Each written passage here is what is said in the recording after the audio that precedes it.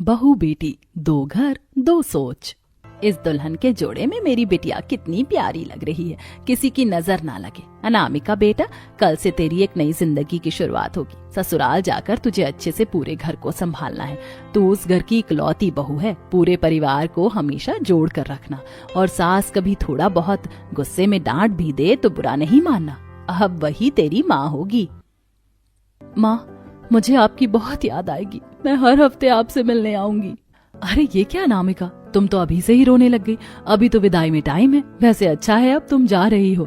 माँ जी, अब से आप और मैं खूब मस्ती करेंगे। माँ देखो ना, भाभी मुझे चिढ़ा रही हैं। अरे पगली, तेरी भाभी तुझे छेड़ रही है, बहू तू भी ना। थोड़ी देर में बारात आ जाती है। सरस्वती और उसकी बहू अंजलि बारात का स्वागत करने के लिए नीचे चले जाते हैं और अब शादी की रस्में भी शुरू हो जाती हैं। शादी कर अनामिका अपने मायके को छोड़कर अपने ससुराल आती है, जहां उसकी सास संगीता और नंद मनीषा उसका धूमधाम से गृह प्रवेश करते हैं। वेलकम भाभी। भाभी, द्वार छिकाई पर तो मैंने आपसे कोई गिफ्ट लिया नहीं, लेकिन अब संदूक खुलाई में मैं आपसे ढेर सारी चीज लेने वाली हूँ। संगीता, तुम्हारी मनीषा तो कितनी उतावली हो गई है। बेटा, अभी तो तेरी भाभी आई है, थोड़ा उसे आराम करने दे। संदूक खुलाई की रस्म तो बाद में भी हो सकती है। नहीं भाभी, मुझे अभी करनी है ये रस्म। बहू, अभी ही कर लेते हैं रस्म, वरना इसी तरह जिद करती रहेगी। अपनी सास की बात सुनकर अनामिका संदूक खुलाई की रस्म के लिए मान जाती है, जिसके बाद अनामिका बैग खोलती है, जिसके अंदर उसकी सास और बाकी रिश्तेदारों के लिए गिफ्ट्स और कपड़े होते हैं। ये देखो मनीषा, मैं तुम्हारे लिए कितना सुंदर सूट लेकर आई हूँ। शॉपिंग के लिए मैं बनारस गई थी ना, तो वहीं से लिया था तुम्हारे लिए। भाभी, सूट तो अच्छा है, लेकिन मुझे ये साड़ी ज्यादा पसंद आई है, मैं ये ले लूंगी। लेकिन मनीषा, ये साड़ी तो मेरी है और ये काफी हैवी भी है, मैरिड लड़कियों पर ही अच्छी लगेगी। तो क्या हुआ भाभी, मेरी भी तो शादी होनी है, मैं शादी के बाद पहन लूंगी। क्यों माँ? अब इसमें मैं कुछ नहीं बोलने वाली, ये तुम दोनों नंद भाभी की बीच की बात है, तुम दोनों ही जानो। अनामिका वो साड़ी अपनी नंद को देना तो नहीं चाहती थी, लेकिन वो मना भी नहीं कर पाती, जिसके चलते मनीषा अनामिका की मनपसंद साड़ी ले लेती है। ये देखकर अनामिका मन ही मन। जब मेरी भाभी की संदूक खुलाई की रस्म हुई थी, तब मुझे उनका वो लहंगा कितना पसंद आया था, लेकिन जब माँ को पता चला कि वो भाभी का लहंगा है, तो उन्होंने मुझे लेने से मना कर दिया था। और यहाँ तो माँ जी ने मनीषा को कुछ कहा भी नहीं। संदूक खुलाई की रस्म के बाद अनामिका की छोटी मोटी शादी के बाद की रस्में होती हैं, और अब इसी तरह हफ्ता गुजर जाता है। माँ, मैं वो सोच रहा था कि हम हनीमून के लिए कल ही निकल जाते हैं। अरे बेटा, अभी तो बहू आई है और तू उसे बाहर ले जाने की बात कर रहा है। तेरी ही बीवी है, बाद में चले जाना हनीमून पर। और अभी तो ठंडी कितनी हो रही है, कहीं बीमार पड़ गए तो। संगीता फिलहाल हनीमून पर जाने से मना कर देती है, जिसे सुनकर अनामिका। मैंने तो सोचा था कि मैं हनीमून पर कश्मीर जाऊंगी, और कश्मीर जाने का मजा तो इसी मौसम में है, लेकिन माँ जी ने तो साफ साफ मना कर दिया। कितना मन था मेरा। इसी तरह अब कुछ दिन गुजर जाते हैं। अनामिका धीरे धीरे सारे घर की जिम्मेदारी खुद पर ले लेती है और एक अच्छी बहू बनकर सभी का अच्छे से ख्याल रखती है। ऐसे ही एक दिन, मनीषा, मैंने घर का सारा काम कर दिया है, बस बर्तन रह गए हैं, वो तुम धो दोगी? मुझे काम से बाहर जाना था। भाभी, मैं बिजी हूँ, सीरियल देख रही हूँ और बहुत इंपॉर्टेंट सीन चल रहा है। अरे क्या बात चल रही है दोनों नंद भाभी में? मैं यहाँ सीरियल देख रही हूँ और भाभी कह रही कि मैं जाकर बर्तन धोऊं। अब तेरे होते हुए घर की बेटी थोड़ी ना काम करेगी। जब तू कुंवारी थी तब तू भी तो अपने मायके में आराम करती होगी। शादी के बाद तो मनीषा को भी सब करना ही है, तो अभी तो उसे आराम करने दे। इतनी कामचोरी सही नहीं होती। अनामिका के मायके में जब उसकी भाभी शादी करके आई थी, तब भी अनामिका अपनी भाभी की घर के कामों में काफी मदद करती थी, लेकिन यहाँ उसकी नंद हमेशा आराम फरमाती और संगीता भी अपनी बेटी से कुछ नहीं कहती। और कुछ दिन बाद, अरे मनीषा, तुम कहीं बाहर जा रही हो क्या? हाँ भाभी, पार्टी में जा रही हूँ। अच्छी लग रही है ये ड्रेस, मैंने कल ही ली है। अच्छी तो है, लेकिन मनीषा ये थोड़ी ज्यादा ही शॉर्ट नहीं है? और वैसे भी अभी तो ठंड का मौसम चल रहा है, मेरे ख्याल से तुम्हें इसके ऊपर कुछ पहन लेना चाहिए। भाभी, आपको तो फैशन के बारे में कुछ नहीं पता, यही आजकल का फैशन है। और वैसे भी हम लड़कियां काफी हॉट होती हैं, इसीलिए हमें कभी ठंड नहीं लगती। मनीषा इतना बोल रही होती है कि तभी संगीता आती है और अपनी बेटी को इस तरह की शॉर्ट ड्रेस में देखकर, कितनी प्यारी लग रही है मेरी बेटी, किसी हॉलीवुड हीरोइन से कम नहीं लगती, किसी की नजर ना लगे। अपनी बेटी के ऐसे कपड़ों को देखकर भी संगीता कुछ नहीं कहती और अभी कुछ समय गुजर जाता है। अनामिका घर का काम कर रही होती है कि तभी उसके पैर में उसकी साड़ी अड़ जाती है और वो गिरते गिरते बचती है। बाप रे बाप, बच गई। साड़ी को कैरी करना काफी मुश्किल भरा काम है। शादी को कितना टाइम हो गया है, कल से मैं साड़ी नहीं सूट ही पहना करूंगी। अगले दिन अनामिका साड़ी पहनने के बजाय अपना एक कट स्लीव सूट पहन लेती है और जब संगीता अनामिका को उस कट स्लीव सूट में देखती है तो गुस्से से, बहू ये तूने किस तरह के कपड़े पहने? शर्म नाम की चीज नहीं है क्या तुझ में? माना तेरे ससुर नहीं है, लेकिन इसका मतलब ये नहीं कि तू इस तरह के अदरंगे कपड़े पहनकर घूमे। माँ जी, मैंने सिर्फ कट स्लीव सूट ही तो पहना है ना, इसमें इतना गुस्सा करने वाली क्या बात है? और मनीषा तो शॉर्ट कपड़े पहनकर घूमती है, हाँ आप तो उसे कुछ नहीं कहती। वो इस घर की बेटी है और तू बहू, और घर की इज्जत बहू से होती है, समझी? उसका मुकाबला मत कर। अपनी सास की ऐसी सोच देखकर अनामिका को काफी बुरा लगता है। रात में अनामिका ये सारी बात अपने पति अर्जुन को बताती है। अरे भाई, इतनी छोटी छोटी बातें मुझे मत बताया करो, ऑफिस के काम से वैसे ही इतना परेशान रहता हूँ, और क्या हो गया अगर माँ ने तुम्हें साड़ी पहनने के लिए बोल दिया तो? रोज पहनती तो हो। अपने पति की भी ऐसी बातें सुनकर अनामिका कुछ नहीं कह पाती और ऐसे ही दिन गुजरने लगते हैं। अनामिका की नंद मनीषा घर का ना कुछ काम नहीं करती और देर रात पार्टी करके घर लौटती। ये सब देखते हुए अनामिका को तकरीबन 1 महीना गुजर जाता है।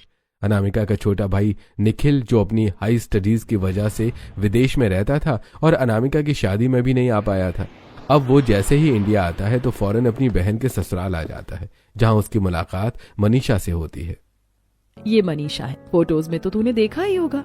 आप तो फोटो से भी ज्यादा खूबसूरत है, मेरे अकॉर्डिंग तो आपको फिल्म में होना चाहिए था। हाँ बीना, वैसे थैंक्स फॉर कॉम्प्लीमेंट, सब मुझे यही कहते हैं। मनीषा और निखिल को एक दूसरे से जल्द ही अट्रैक्शन हो जाता है और कुछ वक्त में उनका ये अट्रैक्शन प्यार के रिश्ते में बदल जाता है। जब आज मनीषा अपने रिश्ते के बारे में अपने घर वालों को बताती है तो, मैं तो बहुत खुश हूँ कि मेरी बेटी ने इतना अच्छा लड़का पसंद किया है, इतना पढ़ा लिखा है, और तो और इतनी बड़ी कंपनी में उसकी नौकरी लग गई है। मेरी बेटी तो खुश रहेगी। अनामिका के ससुराल के साथ साथ उसके मायके वाले भी इस रिश्ते से काफी खुश होते हैं। अनामिका अगले दिन ही जल्दी अपने मायके जाती है और अपनी माँ को इस बारे में बात करती है। मेरी नंद कोई बुरी लड़की नहीं है, लेकिन वो थोड़े आजाद ख्यालों की है। लेट नाइट पार्टी करना, शॉर्ट ड्रेस पहनना उसे पसंद है, और वो तो घर का कुछ काम भी नहीं करती। पता नहीं शादी के बाद वो घर की जिम्मेदारी कैसे संभालेगी। अरे बेटा, तू परेशान मत हो, मैं हूं ना, मैं उसे एक माँ की तरह सब समझा दूंगी। अनामिका चाहकर भी अपनी माँ को ठीक से समझा नहीं पा रही थी और अब वक्त गुजरता है और अनामिका की नंद की उसके भाई से शादी हो जाती है और अब अनामिका की नंद शादी करके अपने ससुराल आ जाती है, जहां उसका बड़ी धूमधाम से गृह प्रवेश करते हैं। इसी तरह शादी का दिन गुजरता है और अगले दिन, मनीषा बहू कहाँ है? मुझे तो लगा था कि आज मुझे मनीषा बहू के हाथ की चाय मिलेगी। शायद वो अपने कमरे में है पापा जी। आप लोग चाय नाश्ता करिए, मैं देख कर आती हूँ बहू को। सरस्वती जब मनीषा के कमरे में जाती है तो देखती है कि वो अभी तक सो रही है। ये देखकर सरस्वती मनीषा को उठाने लगती है। मनीषा बहू, 10 बजने वाले हैं और तुम अभी तक सो रही हो। चलो जल्दी से उठ जाओ, नहा धो लो। आज तुम्हारी पहली रसोई की रस्म है, याद है ना? माँ जी, मुझे खाना बनाना नहीं आता और मैं इतनी जल्दी नहीं उठ सकती। अपने घर में तो मैं 11-12 बजे उठती थी। मनीषा बेटा, मैं तुम्हारी बात समझ सकती हूँ, लेकिन अब तुम्हारी शादी हो गई है। उस वक्त तुम पर कोई जिम्मेदारी नहीं थी, लेकिन अब तुम बहू हो और बहू पर काफी जिम्मेदारी होती है। ऊपर से तुम्हारी जेठानी भी प्रेग्नेंट है, तो इसीलिए उसकी मदद करवाते हुए तुम्हें घर तो संभालना ही होगा ना। अब जल्दी से उठकर मुंह धो लो, नाश्ता लग गया है, आकर नाश्ता कर लो पहले। अपनी सास की बात सुनकर मनीषा काफी ज्यादा चिढ़ जाती है और अब अपने पति से इस बारे में बात करती है। निखिल और मनीषा की लव मैरिज हुई थी, इसलिए निखिल मनीषा से काफी ज्यादा प्यार करता था और अपनी पत्नी की प्रॉब्लम को देखते हुए वो इस बारे में अपनी माँ से बात करता है। मैं समझता हूँ भाभी प्रेग्नेंट है, पर उनसे घर के ज्यादा काम भी नहीं होते, लेकिन मनीषा को इन चीजों की बिल्कुल भी आदत नहीं है, प्लीज आप थोड़ा हैंडल कर लो ना। सरस्वती एक समझदार किस्म की औरत थी, इसलिए वो इस बात को ज्यादा आगे नहीं बढ़ाती, तो वहीं मनीषा एक टिपिकल बहू की तरह अपनी सास की चुगली सीधा अपनी माँ से कर देती है। अरे अभी तो तुझे उस घर में गए हुए हफ्ता भर नहीं हुआ और वो लोग तुझ पर अभी से हुक्म चला रहे। मेरी बिटिया के नाजुक हाथों से वो काम करवाएंगे, कैसे बेशर्म लोग हैं वो। बेटी को जिम्मेदारी संभालने के बोलने की बजाय संगीता उल्टा उसके ससुराल वालों को ही भला बुरा कहने लगती है। इसी तरह अब 1-2 दिन गुजर जाते हैं। ज्यादा थकान की वजह से रोज सुबह 6 बजे उठने वाली अनामिका अब 7 बजे जब उठती है तो संगीता उसे काफी डांटती है। ये कोई वक्त है उठने का? तुझे मैंने कहा था ना कि सुबह मुझे मंदिर जाना है तो टाइम से प्रसाद बना देना। और तू अब उठी है, प्रसाद कब बनेगा और मैं मंदिर कब जाऊंगी? कल रात में काफी काम था इसीलिए लेट सोई थी, इसीलिए आंख भी लेट खोली। रोज तो मैं जल्दी उठ जाती हूँ और मंदिर तो आपको 10 बजे जाना है ना, तो मैं प्रसाद टाइम से बना दूंगी। ये देखो कैसे सास से जुबान लड़ा रही है। पता नहीं ऐसे क्या कर्म किए थे मैंने जो इस जन्म में मुझे ऐसी बहू मिली। अनामिका तुम क्यों माँ से जुबान लड़ा रही हो? सॉरी बोलकर बात खत्म करो ना।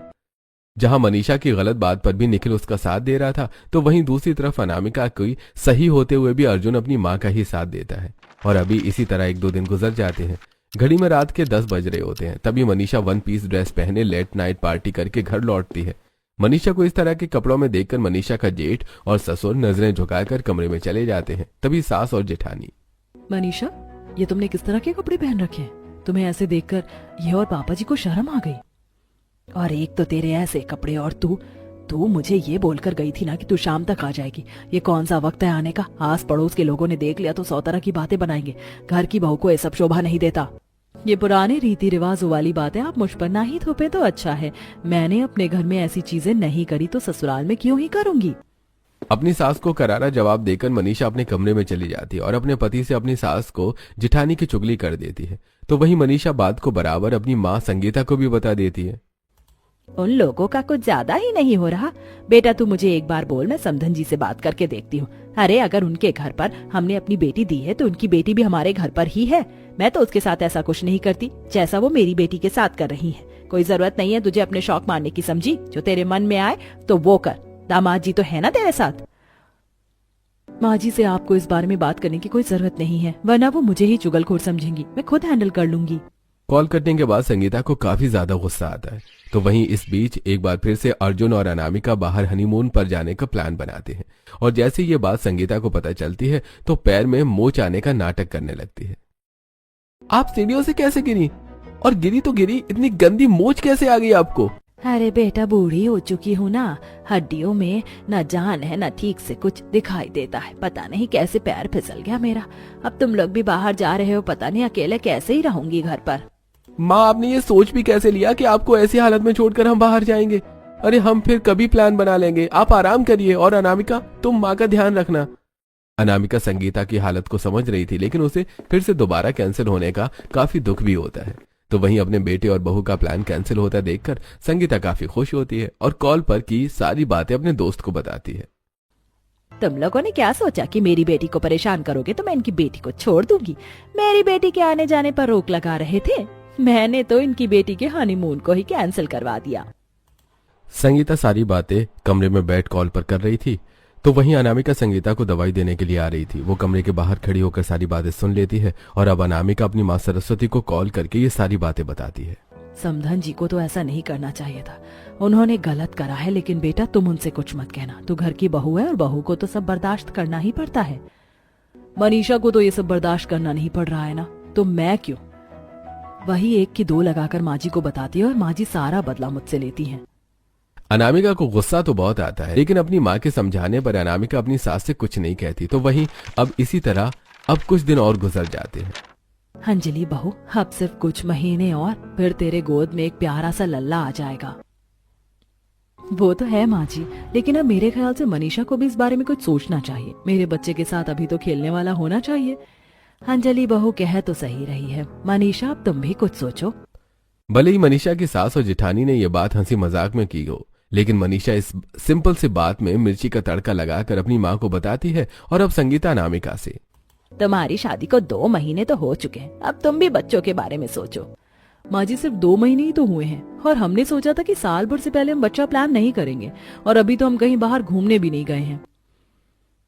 तो तुम्हारी माँ और भाभी मेरी बेटी को बच्चे के लिए बोल सकते हैं, जिसकी शादी को ठीक से 1 महीना भर भी नहीं हुआ है, तो मैं तुम्हें नहीं बोल सकती क्या?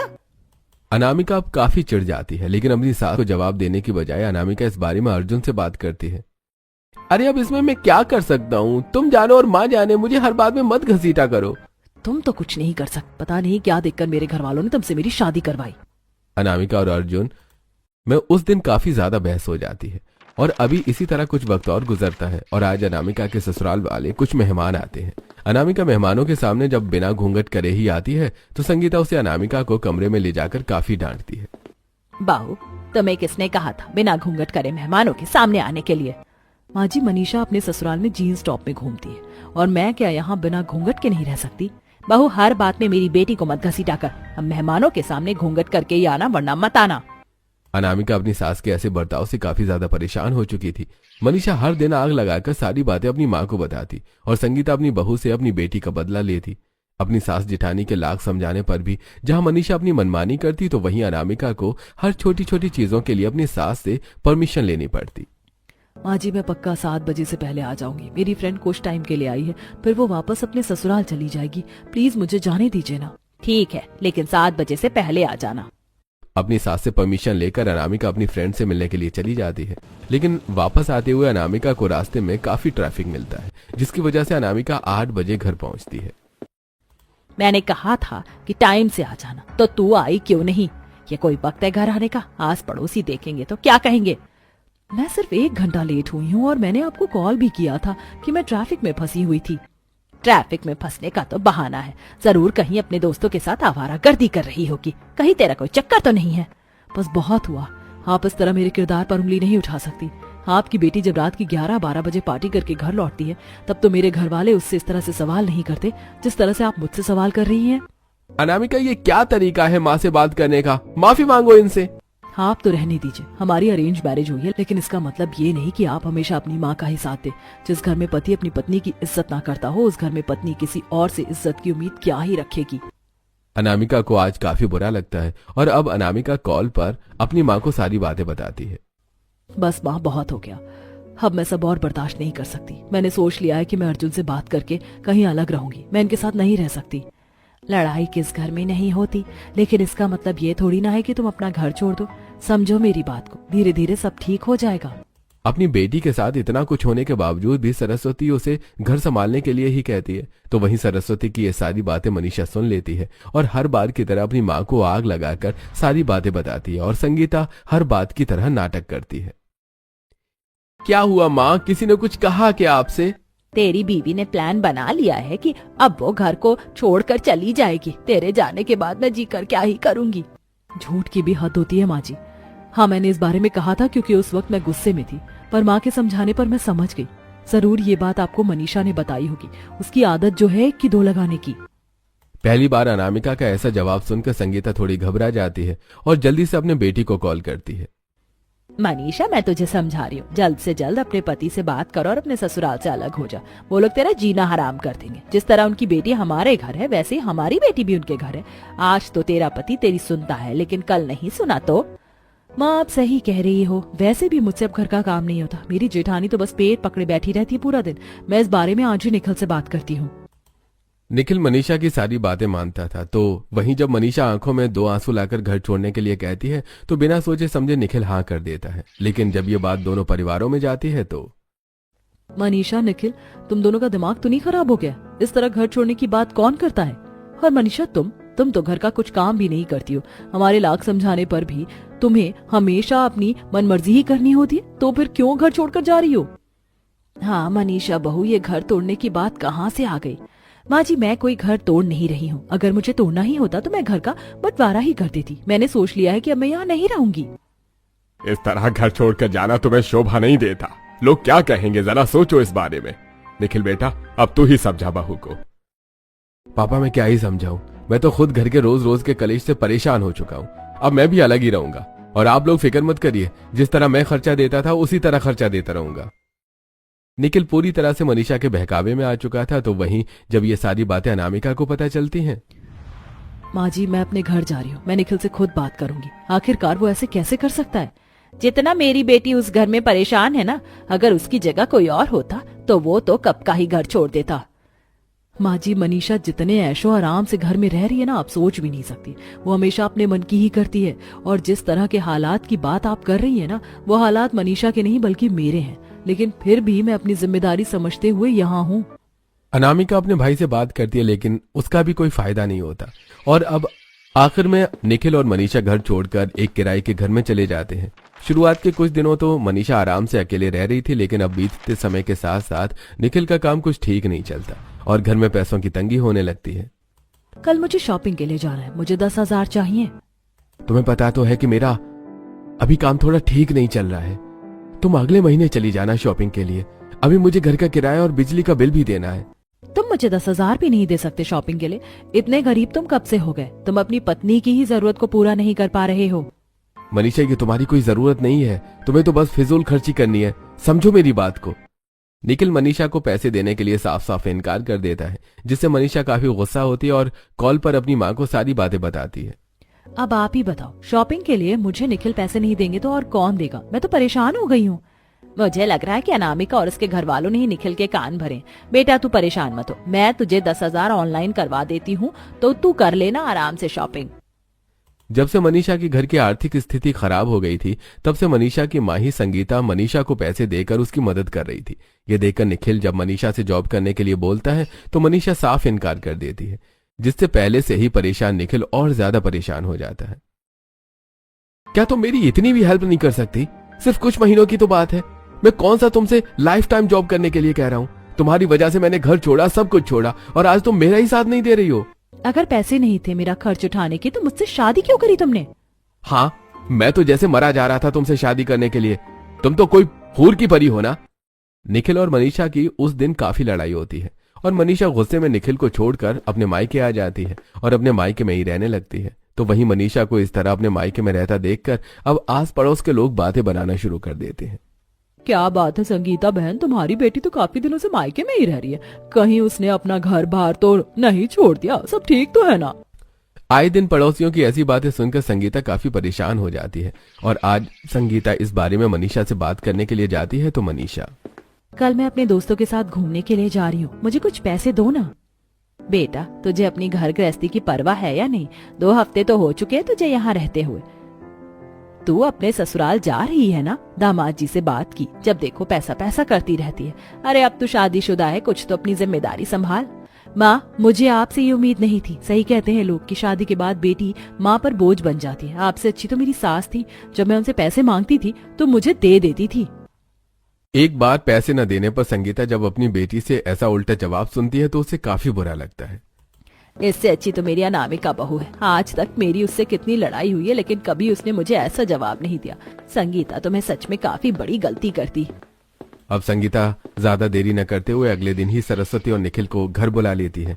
अपनी सास और पति को घर पर देखकर मनीषा काफी हैरान होती है। माँ, ये लोग यहाँ क्या कर रहे हैं? बेटा ये तुझे लेने के लिए आए हैं। अब तेरा घर ये नहीं है, वही है, तो वहीं जाकर रहेगी, समझी? मैंने इनका घर छोड़ दिया था और जब निखिल मेरे खर्चे नहीं उठा सकते तो मैं वहाँ क्यों रहूंगी? बेटा मुझसे गलती हो गई। तुझे तेरी गलती पर समझाने की बजाय मैं तुझे ही बढ़ावा देने लगी थी। अब तुझे अपने ससुराल में ही रहना है, क्योंकि यहाँ तो अब तेरे लिए कोई जगह नहीं है। और मुझसे उम्मीद मत रखना कि मैं तुम्हें कोई दूसरे घर में ले जाऊंगा। तुम हम सबके साथ ही इस घर में रहोगी और घर की सारी जिम्मेदारी भी संभालोगी। मुझसे भी काफी गलती हो गई जो मैं तुम्हारी बातों में आ गया, लेकिन अब और नहीं। मनीषा अब चाहकर भी कुछ नहीं कर सकती थी, जिसके बाद मनीषा को अब अपने ससुराल जाना पड़ता है और घर की सारी जिम्मेदारी संभालनी पड़ती है। तो वहीं आज अनामिका जब घर के काम कर रही होती है कि तभी संगीता उसके पास आती है। अरे माँ जी, आपको कुछ चाहिए? हाँ, आपकी चाय का वक्त हो गया ना, मैं भूल गई थी, अभी लेकर आती हूँ। मुझे चाय नहीं पीनी, मैं तो तेरे लिए टिकट लेकर आई थी। मैंने तेरी और अर्जुन की कश्मीर की टिकट बुक कर दी है। परसों तुम दोनों को निकलना है। शादी को इतना टाइम हो गया है और तुम दोनों अभी तक हनीमून पर भी नहीं गए। अब नहीं जाओगे तो कब जाओगे? हमारी हनीमून की टिकट आपने बुक करी? मेरा मतलब आप तो नहीं चाहती थी कि हम लोग कहीं बाहर जाएं? फिर आज ये सब कैसे? बहू, मैं जानती हूँ कि मुझसे काफी गलतियाँ हुई हैं। मैंने कई बार तुम दोनों को बाहर जाने से रोका, लेकिन अब ऐसा नहीं है। अपनी बेटी को देखकर मुझे यह एहसास हो गया है कि मैं अपनी बेटी के साथ साथ अपनी बहू का भी घर बर्बाद कर रही थी। लेकिन अब मैं ऐसा कुछ नहीं करूंगी और किसी भी चीज के लिए तुझे रोकूंगी टोकूंगी नहीं। अब मैं एक सास की तरह नहीं बल्कि एक माँ की तरह रहूंगी तेरे साथ। मैं यही तो आपसे सुनना चाहती थी। मैं आज बहुत खुश हूँ माँ जी। अपनी सास की बात सुनकर अनामिका इतनी ज्यादा खुश होती है कि उसके गले लग जाती है, जिसके बाद अब अनामिका अपने पति के साथ हनीमून पर जाती है। तो वहीं संगीता के समझाने पर अब अर्जुन भी अनामिका से काफी अच्छा बर्ताव करने लगता है और अब आखिर में अनामिका भी अपने ससुराल में हंसी खुशी रहने लगती है।